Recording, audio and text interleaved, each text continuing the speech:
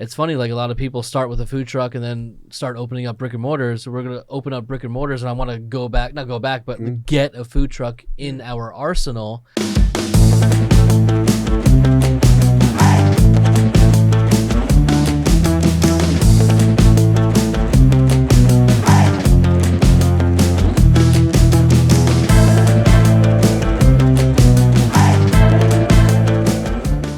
Well, let's jump right into it. Thanks for coming in, guys. Thank you. We've got Matt and Greg from Proudly Serving, and I want to turn it over to you guys just to give a little brief introduction, who you are, and what you guys are doing with Proudly Serving. Yes. Take it away, Matt. Matt's the founder and created this amazing brand. So let's hear it. Thank you for the introduction. So Matt McIvor, originally from New Jersey. I came out west, let's say 2006, because my wife became a flight attendant. And so I was excited because we lived in New Jersey, and I've always I thought my life would end up in New York City. That was like my world. She became a flight attendant, and I was like, cool, you'll be based out of JFK or Newark or something. She's like, nope, Salt Lake City. I was like, wow. And it was pretty early into our relationship. So I had to like roll the dice and say, let's go on an adventure. So we lived in Salt Lake City for 3 years, and 3 years was enough for someone that your background or your New York City is like your stomping ground. Okay. Salt Lake City is a tad different than New York City. Now, did you have your background in restaurants at this point? No, not at all. So through that process, even though, I don't have any ill will towards Salt Lake City whatsoever, but since my wife was a flight attendant, I got to just jump on her flights every now and then, almost every weekend. We were just flying to a different city. And that is sort of where I fell in love with hospitality. I fell in love with craft beer. I was at a small little Days Inn in Montana, and they had like 14 beers on draft, and I'm like, what is going on here? I'm like, what is Moose Drool? They're like, oh, that's a brewery up the street. And coming from Jersey at the time, there was not a single Budweiser was in our backyard. Like that was at the only brewery I knew of. Yeah. Just out of curiosity, where in Montana? Billings, Montana, yeah. And so from there, then I just was so fascinated. When we came back to Salt Lake City, there was a place called Red Rock Brewery, which was a restaurant/brewery. I just befriended them, and I was like, hey, would you mind if I just shadowed you like while you brewed? And I saw it for free. I was just brewing with these guys and learning that, and from there, just one thing led to another, and I just fell in love with the entire hospitality industry, food, beer, wine. And it's funny because before that, I always had like 9 to 5, Monday through Friday jobs because of my life touring with punk rock bands and stuff. I needed my weekends. I needed to go like to shows, and so I refused to like work on the weekends. But now like my life just like did a complete 180 through that whole process. And then from there, after we had our stint in Salt Lake, we just said, we don't want to go backwards. We don't want to go back home. Let's keep this adventure going. So we had the opportunity to move to LA, and she was still commuting for her job. But shortly after, because we fell in love with hospitality so much, at that time was when Instagram and Twitter were on the rise. Okay. And so this is like 2008, 2009? Yeah, so I moved here in 2009, and Twitter, like I think, started right before that. Yep. And restaurants were utilizing it. I'm sure no one really knew what they were doing, but they were trying. They're like, hey, if it's free, why not use it? Right. And we just jumped on it in the early stages, Instagram and Twitter, and we started learning it very quickly. And so what we did was we just walked into restaurants at that time and said, listen, like, we've been utilizing this tool, on our own.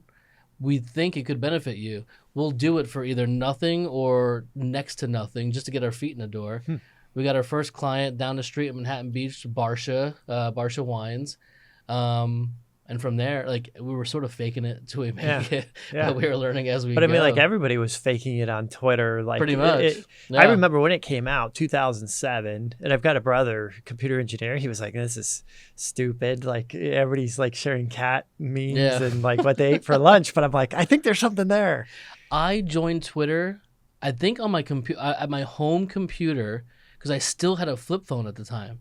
So whenever I got a mention on Twitter, it actually came like a text, and I had to flip my phone up, and like I couldn't respond until I went back home on my computer. That's like how long ago Twitter like came on the scene. So you just kind of dove into it then, and start figuring out, and you saw something was there, like, hey, this could be a good play. Yeah, I mean, I grew up in high school is when like the internet really became the internet, when we were going on AOL Instant Messenger and chat rooms and all that kind of stuff and message boards. Yeah. So I was like in the thick of all that. So Twitter was just that next iteration, and I understood it. I understood what they were trying to do.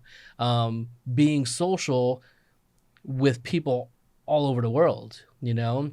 And then Instagram came on the scene and everything became visual. So Twitter was just simply words for the most part. And then Instagram was that next jump. It's like now we can like see into everybody's lifestyle, you know? Cool. And so for restaurants, that was huge. Like your whole platform's there. It's like now I get to share all my dishes with all of our followers. So it was a no-brainer like to use it. So again, we just kept plugging away on it and learning it bit by bit, and we learned it enough where we were able to utilize that for restaurants. And so that's when we both quit our jobs, jumped into this full time, and started our own PR firm, social media firm, communications firm, if you will. Okay. What year was that? 2012. Okay. Cool. And that lasted up until COVID. Okay. Yeah. And we were, I say this, I always say this right before COVID hit. I think that was that January of 2020. I was like, this is going to be our best year ever. We have so many clients. We have all these employees. It's amazing.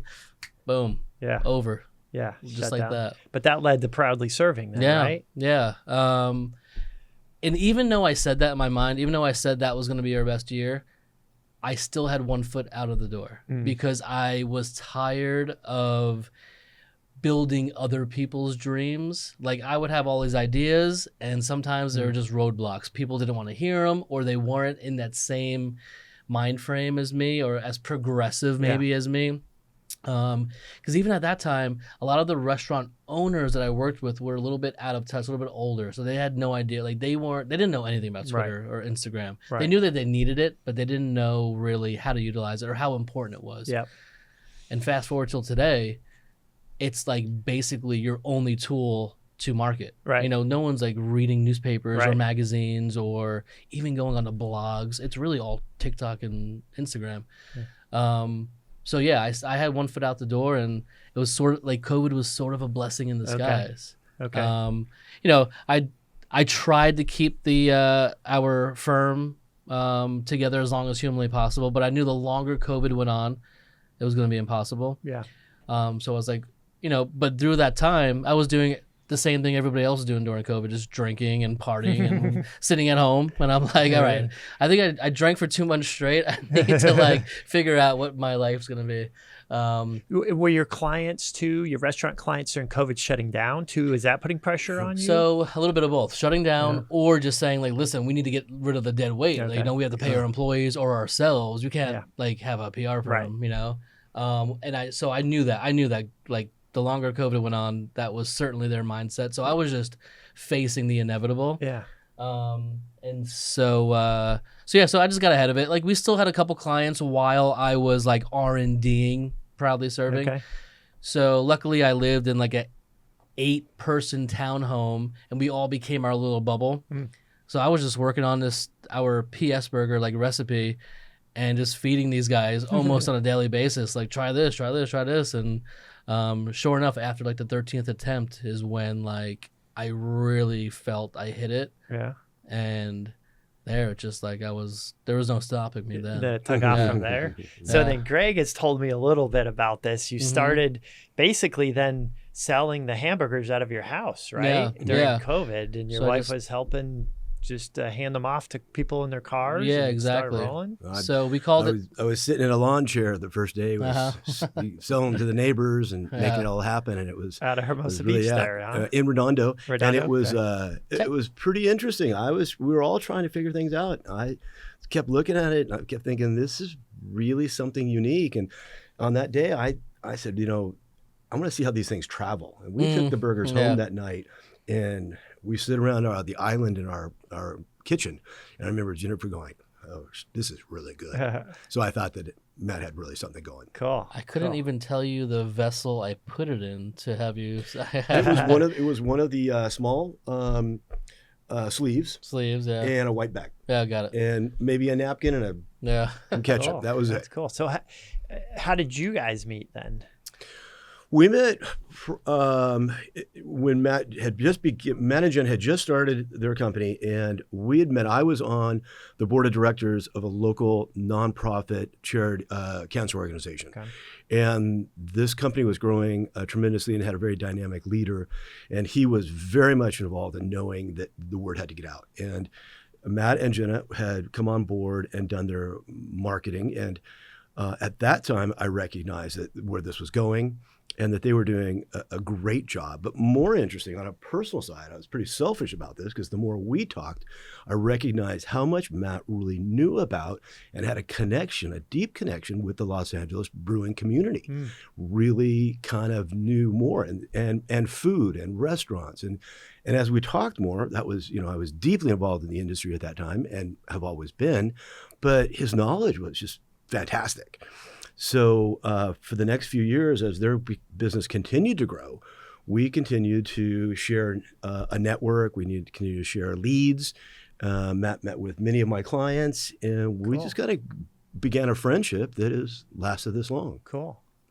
And then this opportunity came up, and you're like, hey, we could. Well, we got to a point. Well, I'll have to dance around this a little bit. Matt was doing so well, and the burgers were so popular that there was such a demand for it. We kind of looked at him and said, we need to make a real business here. This could be a concern down the road. Yeah.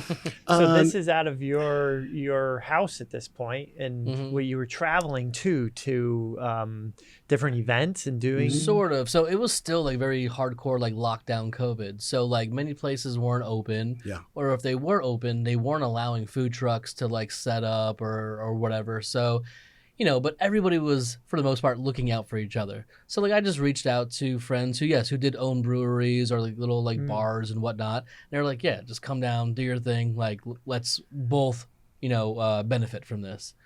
And then I would find, like, we found a bowling alley parking lot because the bowling alley was closed. And we're like, let's just set up here. Like, we just, like, it was so rogue and so, like, guerrilla style. And it was just, like, it was really fun. Cool. And that's part of the coolness and part of the the beginning of the brand, and we were still operating that way. That's cool. A little bit. But you've talked about it, but this opportunity with COVID, when else could you have this opportunity just to go set up in somebody's parking lot and start a business? This is one of the true COVID success stories. I was posting on Facebook like, does anybody have a driveway they want me to set up in? And people are like, yeah, like come on over. That's awesome. Like, that's awesome. It's cool to look back on, because it would probably never happen like that again. Matt, do you think it was Select Beer that the rubber hit the road? People knew where you were and knew. Yeah, because then at Select, which is in Redondo, we basically set like a permanent address or a permanent pop-up. And we were there every Friday for like a year. So at that point, people just knew where we were now. It wasn't like, hey, come follow us or come catch us. We were still doing things outside every now and then. But for the most part, that was like our home base. So people knew that we were there every Friday. That became a permanent thing. And so from there, like it was almost like our restaurant. But obviously, like I'm the type... I wouldn't say I'm a type A, but I'm very like ambitious and I need to keep doing things. I can't sit still. That's just not my personality. So an opportunity came up to get like to go into someone's kitchen in their bar basically.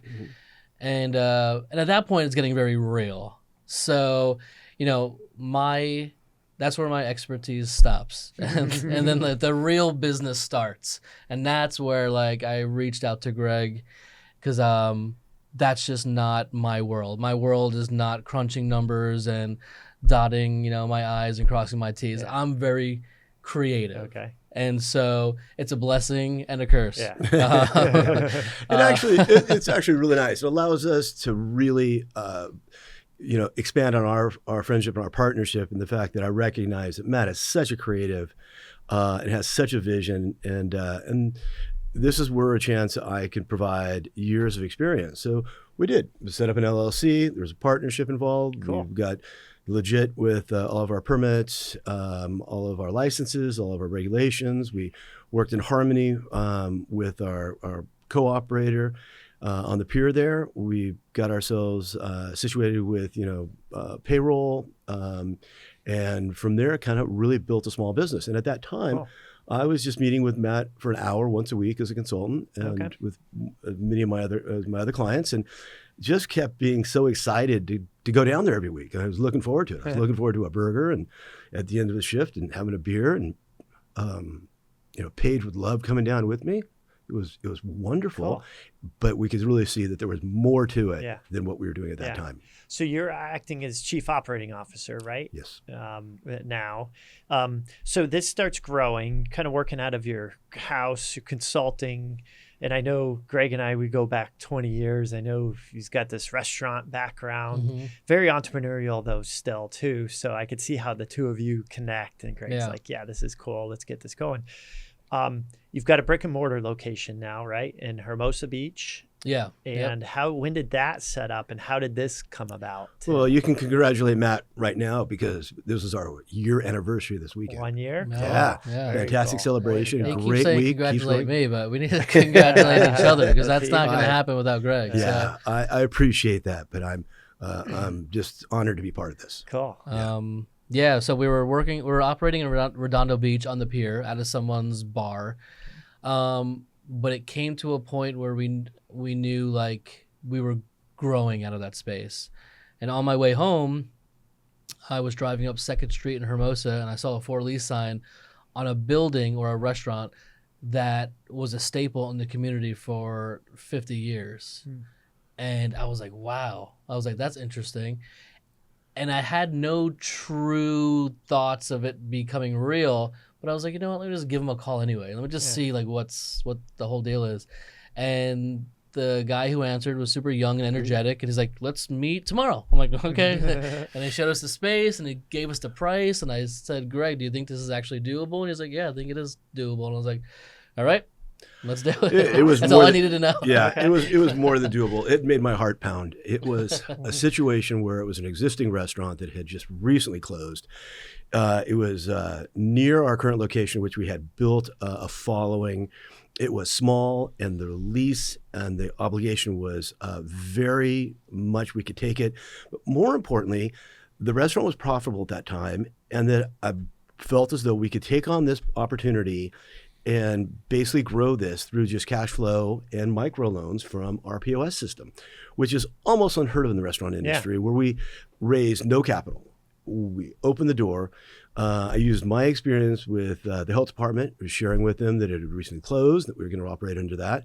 We were able to get a liquor license on a temporary permit. We went to the city and got a business license in 10 minutes. We got our sidewalk permit, and all of a sudden, we had staff online. We had the bank account set up. We were just ready to move. So for literally next to zero capital. Zero. It was absolutely, it was, I always thought this was going to be a Stanford, Harvard business case study. I mean, it was absolutely incredible to build a business of this. And to this day, I'm still surprised on the volume that we do out of that small space. Yeah. And that's both been a blessing and things we're working on, but it's a really great case study. Yeah. Yeah. Oh, for and sure. we've continued to build the business through our own personal sacrifices and those opportunities. Yeah. No, and I'm sure there's still some cash needed, and it's you're reinvesting a lot, but it sure beats going to the bank, getting $1 million loan, building out a restaurant, and hoping it's going to work. Right? I spent 10 years teaching restaurant management and startup at the Art Institute, and I spent nearly that much time with SCORE teaching restaurant startup, and there's a whole model on how much capital you need in order to meet the sales and your expenses and when you want that return to be. And this just blew that model out of the water. Yeah. And, do you see this going? Sorry to cut you off, but do you see this as like the new model for restaurants now? I did until this summer. With this summer, I realized that it just wasn't sustainable and that I got a little ahead of myself with excitement that we could do this. We had another opportunity that didn't, in El Segundo, that didn't provide as much of an increase as I had expected. Yeah. And therefore I realized that I was going to put too much stress on Matt from a financial standpoint. And our next opportunity in Redondo Beach, we have brought on a financial partner. Okay. And that's been a really smart move. But it's nice, though, to prove the concept first and then go with these commitments instead of making the commitments up front, hoping and praying that it's going to work. Yeah. And I mean, honestly, after this whole COVID experience, you could also use that template moving forward for certain people, where you can create a pop-up for nearly nothing and start the groundwork from there.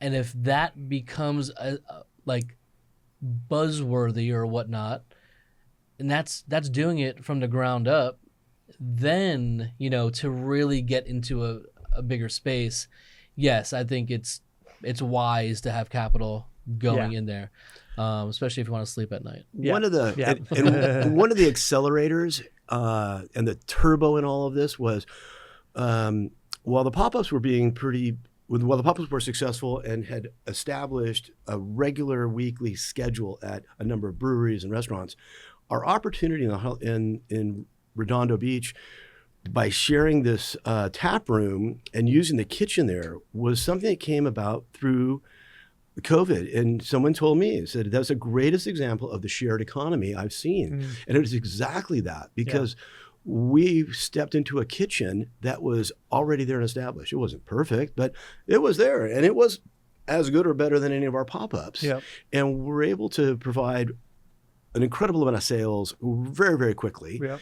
And it boosted our partner's business in that. Yep. They benefited by having the product there, and the two of us grew over the next year in a way that I could never put in a business plan. Yeah. Yeah, cool. But also, I mean, you can go back to about 2010 when the food truck scene became what it is today. And so many of those restaurants started off with a small capital. You can rent $100,000 truck monthly for a few $1,000, wrap it for a few $1,000, and boom, you're like ready to go. So there's places like Howlin' Ray's and Kogi who are huge brands today that all started from a truck. Yeah, Lobster Brothers. Yeah, the exactly. Story goes on. It's a similar model. I just happen to do it super guerrilla style. If I had some money, I probably would have got a truck, but it was just a weird time in the universe. Yeah. So so I just did it from a griddle at Dickie's in my driveway, Dick's Sporting Goods, and here we are. Yeah. So, but that's awesome. It's certainly a good avenue to take if you are committed and you have the strength to go through those rough early days. Like, they're fun, but they're rough at the same time. Yeah. I have a Mazda 3. My partner at the time had a Volkswagen Golf. We were both putting our entire setup in our cars and driving to these pop-ups. It was Like it was wild. Yeah. It was truly Yep, insane. you've got to be committed and the hard work. But I mean, it goes without saying anything, starting any business, it's going to be like that. Yeah. And it's less risk, I think, when you approach it that way.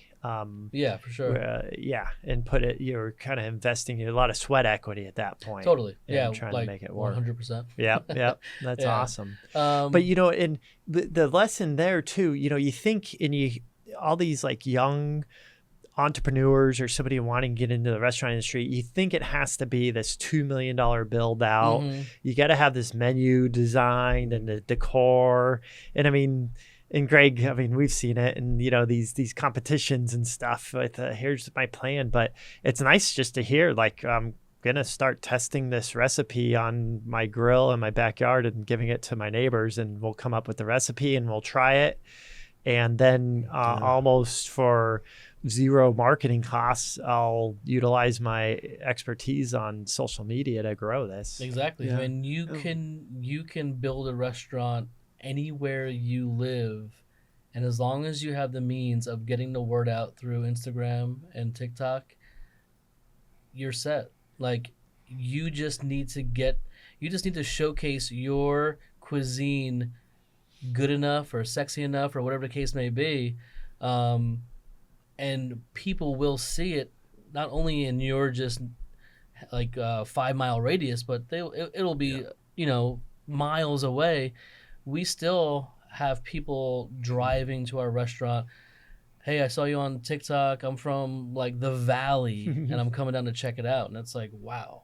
Yeah, that's cool. That they made that trek. That's cool. It's so social media is huge. And again, unfortunately, it's kind of like almost the only way to market these days. Yeah. It's turned a lot of restaurant owners into content creators, which some are good at and some aren't. Right. But you sort of just have to do it. You have to ride the wave and see where it takes you. Everyone luckily, they can find their own niche, and they build this whole huge platform, and it helps their business. And some who just aren't adapting to it, unfortunately, even if they have a good product, it could just get lost. Yep. You have to have that story. You've got to have that content. And when people do show up, you've got to deliver with that strong product. And that's where we're kind of lucky. My background obviously is very much more structured, so that every step we weren't stepping into muddy waters. Like we were pretty much calling up colleagues like yourself that we've been working with for 20 years and knowing that we had, the best accounting, the best insurance, the best, advice on real estate, the best, at every class, relationships with our vendors, relationships with our neighbors, the city, so we worked pretty hard in every direction. Yeah. No, that's an amazing story. To circle back on the social media and, you said some operators just aren't adapting to it. And I agree, you've had the market and it's just changing now. In the past, it was maybe an ad in the yellow pages and maybe local TV commercial. Now it's just changing. But one thing I'm a little optimistic about it is the organic growth. Next to zero money, you can be out and have attention with social media now. Mm-hmm. And again, too, it doesn't take a lot of money. There aren't gatekeepers anymore. You don't have to come up with thousands of dollars to shoot a commercial that's going to run on local TV. And how do you go about that? Like, I never had to do that, but it's got to be a lot more complicated than playing around. And I say playing around. It's a lot more sophisticated than that, learning social media and how to present your story on social media. Well, let me share a little bit. Like that's where I'm so impressed. And I'll say it again, Matt, it's totally impressed. In the last year, we opened this time last year, and our first big thing was Halloween. Mm-hmm. And, everyone might do a Halloween tweet or this or that, but they came up with the idea that for all the kids could take their Halloween candy and bring them back to the restaurant, and we would package it up and send it to troops around the world. Mm-hmm. And I went to work the next morning to get the restaurant, the books ready and so forth. And there must have been a half a dozen kids with wheels with strollers and wagons, bringing their candy. I mean, how much candy did we have? We shipped how many pounds? God, now I can't even remember, but it was like 10 It was a to ton 15 pounds of candy. And it was like, so that was the story. That's why people would want to come down, not just for the product, but we're doing something back. And then, the next one, like Christmas, we didn't have Santa there. It was the Grinch. Dude, and the Grinch gets a lot more attention than Santa. It was so unique. Valentine's Day, the place is booming with balloons and love. What was the next one would be St. Patrick's Day. Jen Matt's wife, Jen, who works with Matt directly in the restaurant, has a friend who does balloon art, and it is fantastic. Cool. So there was this giant rainbow into a pot of gold. Dude, it was so cool. And we had the bagpiper. Yep, we had a bagpiper. That's cool. And then, after that, there's 4th of July. Like right now, the restaurant's got this gigantic skull skeleton on the roof with Halloween decorations tonight. And, we got, so like, every one of these the holidays is not just a picture of, a leprechaun. I mean, they really go out, make a story, make the restaurant part of the community, and it's so welcoming to everybody. And that's where the social media comes in, because that content is really exciting to watch. Yeah. So and for both of you, if these operators that aren't just maybe grew up without social media, a little older, how do I approach it?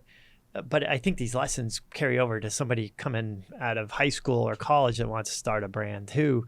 How do you create that story? And what I'm picking up from you, Greg, is, these create these stories around holidays, maybe other events, but any other like insights on that? Like, how do you guys approach that? Well, so nowadays, social media can be anything. It used to be like, if you mentioned TikTok to somebody 3 years ago, they're like, oh, just young girls doing dances. But now it's as diverse as any platform out there. Yeah. So you have political content, you have emotional content, you have parent and child content, as with dancing and all that silly stuff. So you can make your content who you are. You can create whatever message you want to send out there. You can do it. It's just now there's so many people on this platform that it's a little hard to build up that base. You honestly have to just grind, and you can't get disenchanted when you're not growing as fast as you'd like. You just got to keep putting content out there, and people will find it. The tough thing is everybody's looking for that one thing to go viral, right? And they think that going viral will change everything, which the opposite is true. Like, you can certainly have a video go viral and it'll be great for that one video, but your followers won't tremendously increase or whatnot. You just have to keep grinding and putting it out there. But I see some of these older like people on TikTok, and either they've found their own niche, just basically just pointing the camera to themselves and talking, and they're so unique in themselves that it just gains a huge audience. Or like if I'm following Kamala's TikTok page right now, whatever team that she has is absolutely destroying it. They must be like 22-year-old like Gen Zers who are just putting out content like that. Like, as soon as something comes on the political spectrum, boom, they are on it, and they are just crushing it. So it's like, so someone older, I would recommend hiring a Gen Zer who knows all the trends and the lingo and whatnot to help you deliver the message that you want to get out there and get it to that younger audience. For us, it's a little different because we're a burger restaurant, and our customer base is everywhere from 15 years old to like 75. Right. So it's hard for it's hard for me to say, listen, we're gonna start putting out content like this, because if I do a certain thing, it's only gonna get to like one audience. The other audience isn't gonna know what I'm talking about. Yeah. So there's a lot of stuff I'll do, younger stuff geared towards like Gen Zers, and I guarantee the 50-year-olds that are on Instagram or TikTok are like, what is going? Like, what does that even mean?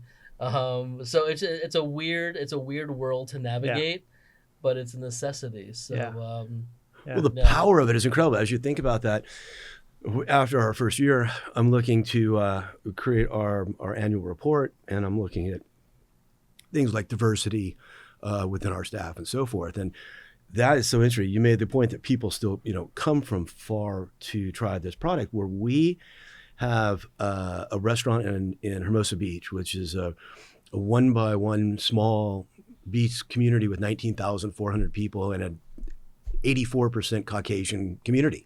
But our restaurant is like United Nations. It's incredible, the diversity that we have, and the people that come and share. And I think that they're getting the word from a lot of different avenues. It's so great to see. Yeah. And the great thing about Instagram and TikTok is that they have built such an informed app that I constantly am going into the insights on the background and just seeing who our audience is. And it's wild that our followers are like 70% women over men, and it's just like, it blows my mind. So you have to start thinking of that when you're pushing out certain specials or content or whatever. And it goes by, you can see the age range, you can see where they live, you can see what time of the day that they're active. So it's just like, if you have the time and the team to really carve out time and put an effort into it, it can be insanely beneficial. This is the biggest part of our business right now. We sit in a lot of meetings and hear restaurants are very challenged with financial and operations and sales and all of those, and it is all driven by top line. Yeah. And top line is getting the word out and getting people through the front door. And it used to be butts and seats. Well, it's not, man. It's butts through the door, and that could be a DoorDash driver. Right. It could be a family. I can't tell you how many groups come in of 10 people in our little teeny restaurant, and that's where it is. It's those bigger groups that drive those larger sales, and those sales drive all of this. And the effort to understand who your client, who your audience is as important as all of the legal, all of the HR, all of the accounting and financial parts of a business. You don't have any of that without the people. Yep. And to your point, Matt, like, it's just as important as doing your taxes, knowing your legal requirements, all this. It's, and you could put your head in the sand and say, well, I don't have to do social media. But like you said, it's here. Everybody needs to be doing it. And I mean, I think you guys are a prime example. And it's just going to drive top line revenue I'm on that flip side. So someone like you looking at me, and I'm like, taxes like covering my ears. You're like, you're crazy. You need to do that to have a successful business. And I'm like, I don't want to hear it. So like, and to get some help. The reason you have time to go back on social media and really understand who our customer is because we have that taken care of. Yeah, and you get help. But you know what? And I wanted to push back a little bit too. I hear a lot of operators like, well, I hired my nephew, my 21-year-old nephew to run the social media for us, and it's not working. And it's like, well, how involved in that were you? And were you telling the story? And I think that's where the operators need to be involved, need to have their fingers on it. Yes, have the younger generation advising, but and I've noticed that with content that my firm puts out, like if I hire somebody to put it out, it does okay. But if my fingers are in it and I tweak it a little bit, or I say, hey, here's the angle we're going to do, it just does that much better. And, any thoughts on that? Well, it's like, and it's funny because having clients my whole life where I had to preach social media or PR or marketing, and I would hear similar stuff like it's just not working. I'm like, you tell me why you think it's not working. And I guarantee they couldn't have an answer. Yeah. They just obviously their revenue isn't like skyrocketing that month or whatever, or immediately, so they think it's just not working. But it's a marathon. It is not a sprint. But I also go back to why do people advertise on billboards? Like billboards are still very much a part of marketing these days, but you get no like SEO Feedback, or like any return on investment because you have no statistics. All they can tell you is 500,000 people drive by that billboard, and that's it. So you just have to like guess that people are coming in because of that billboard. But the great thing about Instagram, you get to interact with your audience. So yes, like you can hire somebody, and obviously like there's always good hires and bad hires, but you can't expect someone to just do it, like, because it is your company, it is your voice, it is your brand. So even though you have someone doing it, you should still be very close and active on it. You shouldn't just let someone go run with your brand, because you never know what they're saying on there, especially if you're just completely in the closet. That's horrible. So yeah, you really need to hire someone who is who's right, and that's not always an easy thing, but you need to work with them just like you're working with any other employee, to develop a message, develop a brand, and have them push it out for you. So yeah, if it's too important to just let it go. Right. Well, as much as the emphasis we've had today on our social media aspect of it, I want to share something that I'm super proud of, that you haven't lost track of the basics and the bones of this, is because every week we count on our in-house customers for our primary revenue. But with that, we've really been able to create a product that is really accessible and great for third-party delivery. And Matt and the team continue to work on our catering and pop-up operations. I mean, every week in our meetings, we look through the schedule, and there's got to be 3 pop-ups every week, which, I mean, I'm just going off the top of my head, but we had to reach 1,500 people again last week with the pop-ups. Cool. So that is continuing to build that brand, get the word out, share our product. And when you're running a business, our restaurants, when I was younger, we had our restaurants in San Francisco. Catering was more than 25% of our total revenue, and we had an entire operation set for that. As we continue to grow, that'll be as equally a big part of our business. But you guys still get in the van every week, several times every week.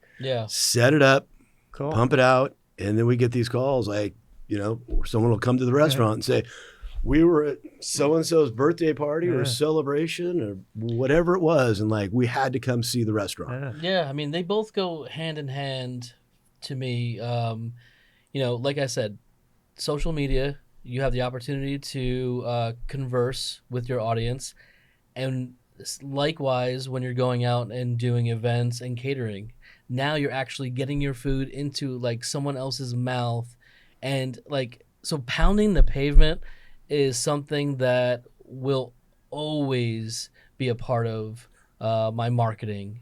So I will never shy away from doing charity events, and just teaming up with local schools to do specials at the restaurant. But those catering events and those pop-up events, like, you're just getting into a whole new audience.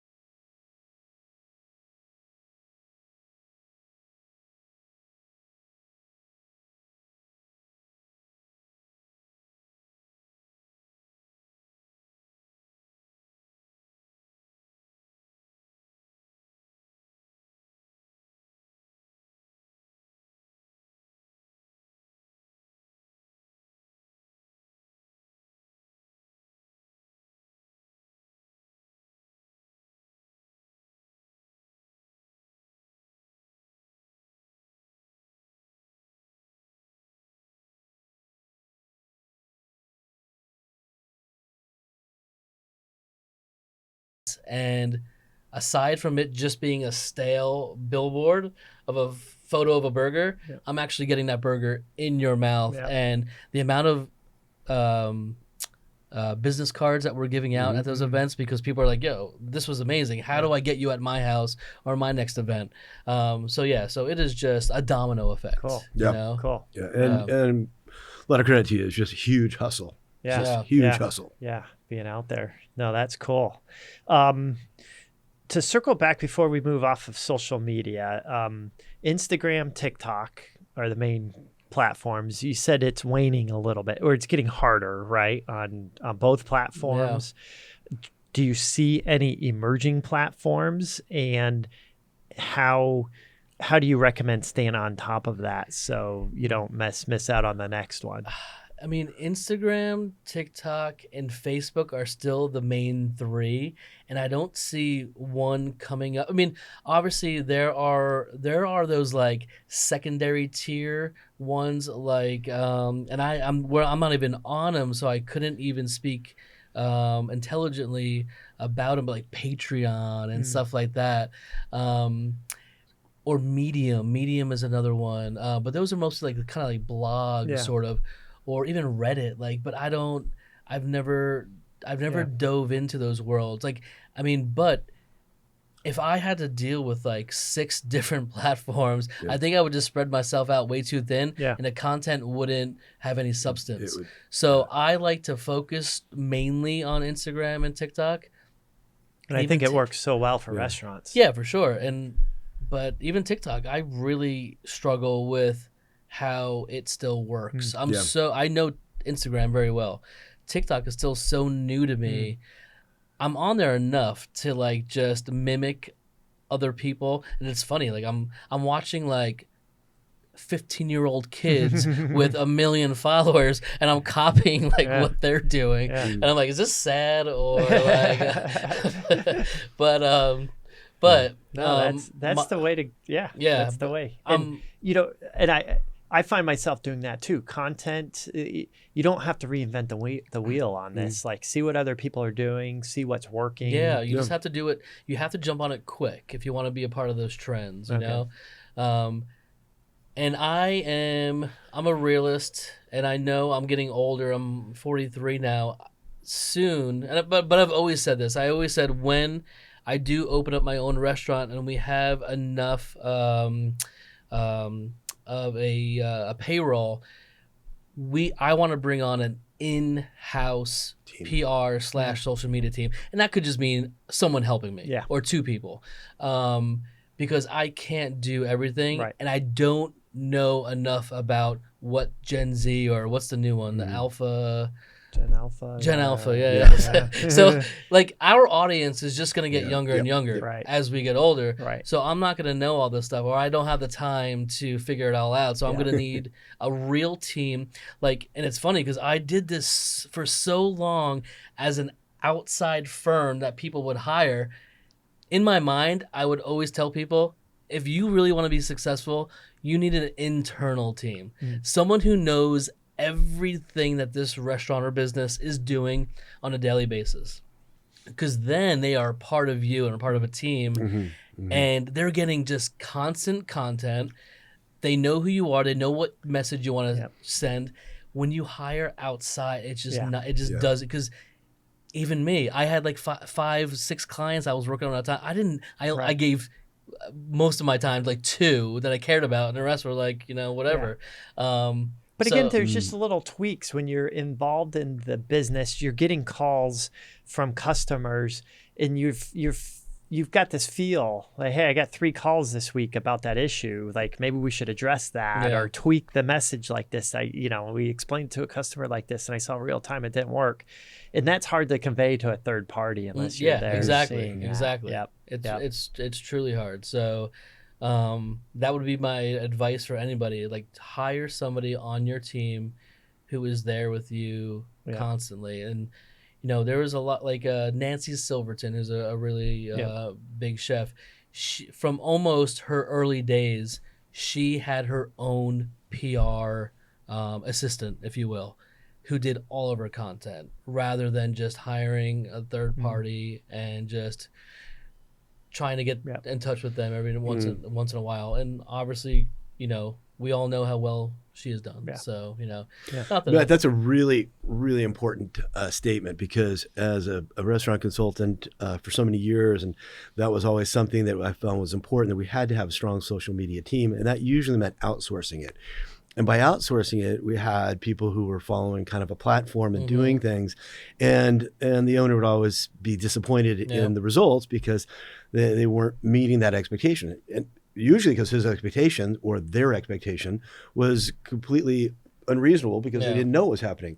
In my mind, I'm sitting here thinking right now of like 4 or 5 of my favorite social posts by restaurant operators and so forth. And you know what? The owner is the one doing it. He's doing funny stuff, clever stuff, promoting something, or just like being bombastic. I mean, I'm thinking of one guy in my mind right now who's just kind of a jerk, but people follow him. And, you know, that's just, but that's their stick. But if you're an operator, you've got to keep this. This is as important as the quality of the food that comes out of your kitchen. Now, from the operations perspective, do you recommend, well, I mean, at some point though, Matt's going to need help on that. And there's just so much volume, and to keep consistent. That hiring, well, and this was going to be a question and you answered it. Like, given your expertise in social media marketing and your background, like, are you still looking for outside help? Do you need the help? And from an operations, does it justify, you know, an expense on that? And 1,000%. I need all the help I can get.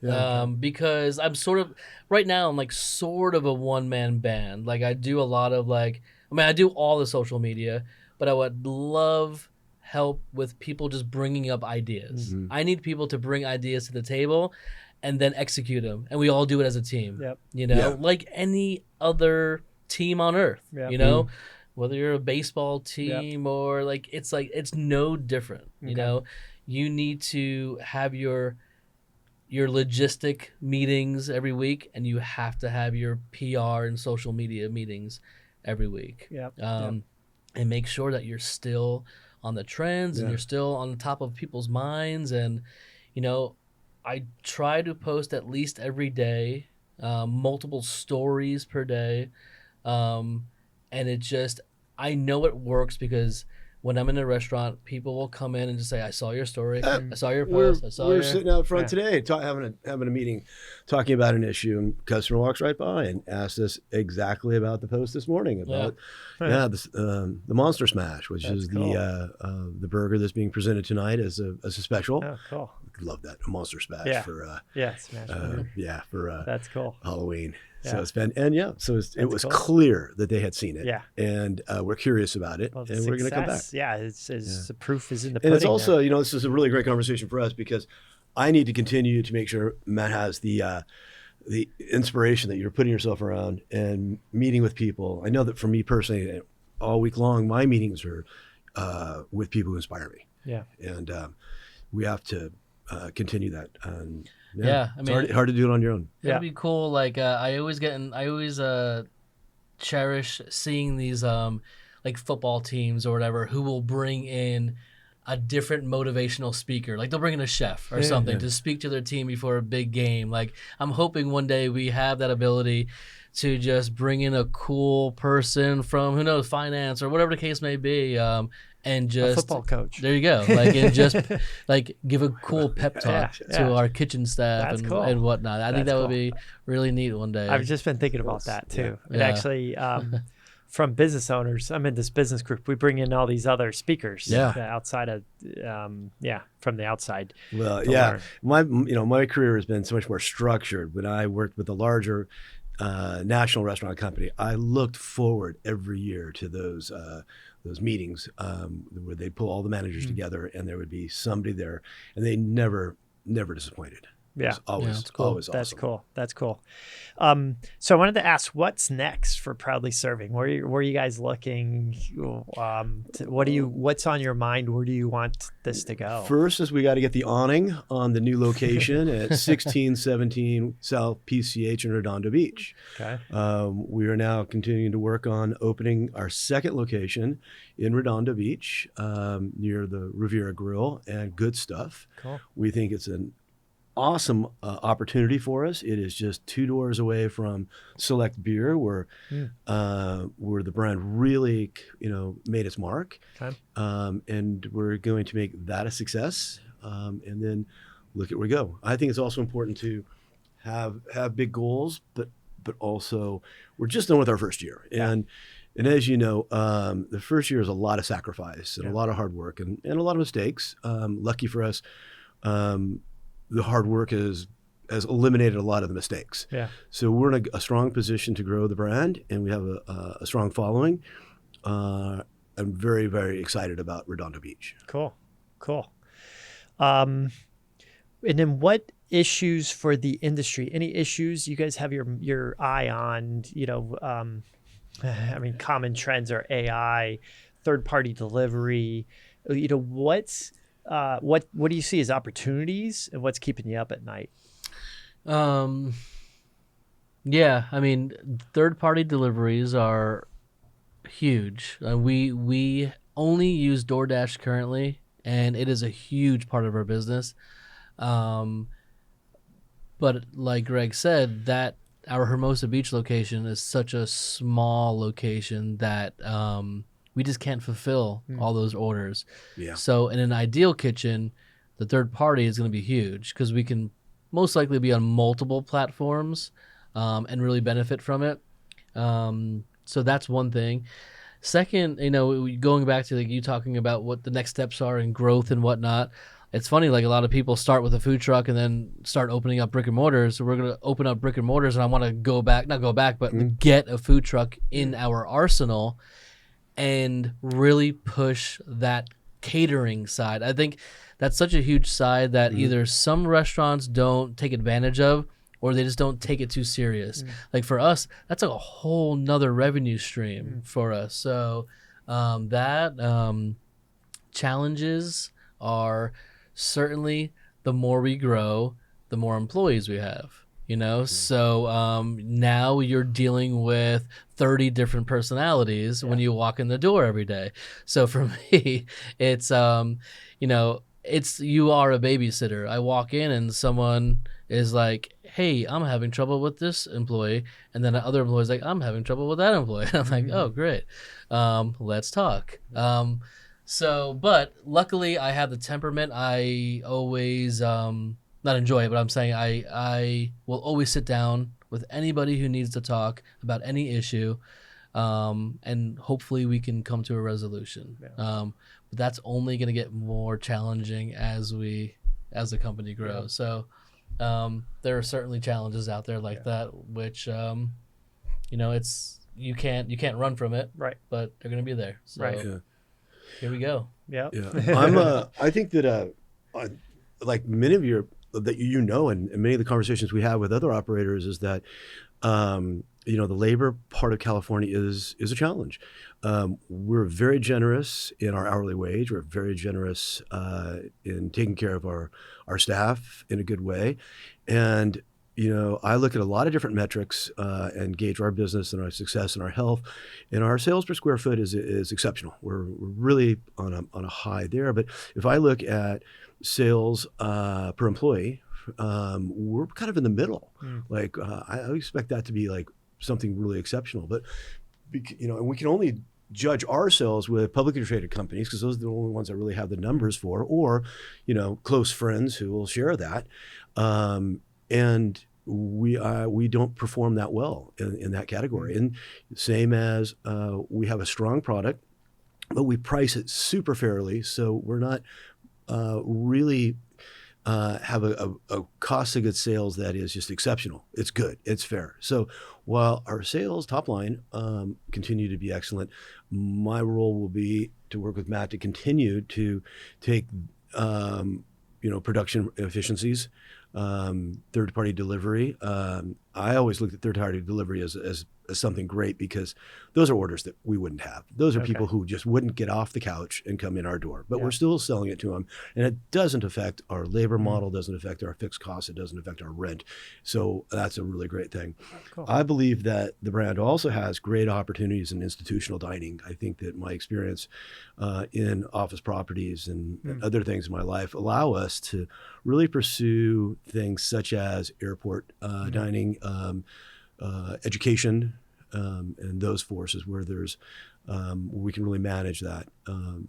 So I think we have tons of opportunity, and we're going to face the other challenges that the industry has. Yeah, very cool, very cool. Well, thank you so much for coming in. One last question. I ask almost everybody that comes in these questions. What's your favorite food from the restaurant, and what's your favorite food apart from the restaurant? I'll go first, even though. Okay. So obviously, my baby is the PS Burger. Yeah. That was what started it all. So that is a double patty with cheese, griddled onions, pickles, and a special sauce on a potato bun. That style, I've come to learn that people were like, "Oh, you're doing an Oklahoma smash style," but it's funny because coming from Jersey, I would go to this kind of like a diner, which specialized in burgers, and they did them with onions, how I'm doing it. So in my mind, it was like a Jersey type thing. Okay. Not that it was like ubiquitous around Jersey, but that one particular place did it. So I always thought that was weird that people called it Oklahoma style. So, but outside of the restaurant, I am just a huge Asian. So like, let's say Chinese or Japanese. And since moving to California, I have fallen in love with Mexican food.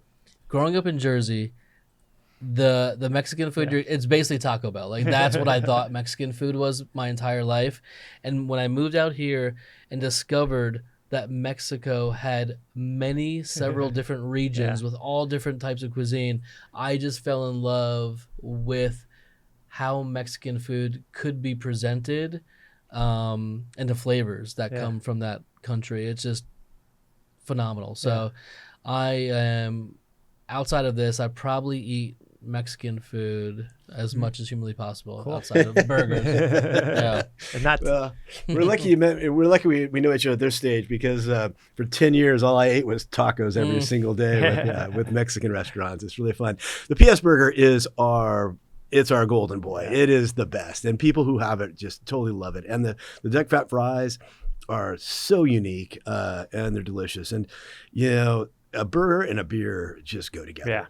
And we've got a great beer program, got a great wine program, got a great natural wine program. I wanted to ask about anything else. Beer too, with your brewing background. Any potential to have proudly serving beer coming out anytime soon? So we are, it would be great down the line if we were able to find, say, like a brew pub style proudly serving, because I always wanted to brew our own beer, but nowadays, like, you just can't have a huge brewing facility. It just doesn't work. But it'd be so cool to have a small little restaurant where you're brewing just like 4 beers. That would be so cool. But in the meantime, we're going to start looking for a brewery to basically like brew with them, like a collaboration, and create like a PS IPA or something. So very cool. Yeah, that'll be in the works.